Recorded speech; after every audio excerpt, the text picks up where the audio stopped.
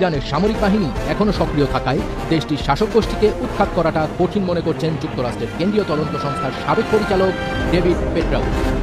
কারণ হিসেবে সাবেক মার্কিন গোয়েন্দা কর্মকর্তা বলেন, সমস্যা হলো কোনো দেশের নিয়ন্ত্রণ নেওয়া বেশ কঠিন যদি সেখানে লাখ লাখ সদস্যের সশস্ত্র ও সংগঠিত বাহিনী মাঠে উপস্থিত থাকে। অন্যদিকে পারস্য উপসাগরে মার্কিন বিমানবাহী রণতরী ইউএসএস আব্রাহাম লিঙ্কনে ক্ষেপণাস্ত্র হামলার দাবি করেছে ইরানের রেভলিউশনারি গার্ডস। তবে একজন মার্কিন কর্মকর্তা আল জাজিরাকে জানিয়েছেন, ইরানের ক্ষেপণাস্ত্র হামলা আব্রাহাম লিঙ্কনকে আঘাত করেনি এবং রণতরীটি স্বাভাবিক কার্যক্রম চালিয়ে যাচ্ছে।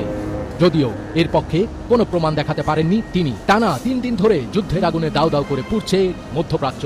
খামেনি হত্যার প্রতিশোধ নিতে ইসরায়েল সহ মধ্যপ্রাচ্যে থাকা মার্কিন ঘাঁটিগুলো নিশানা করেছে ইরান।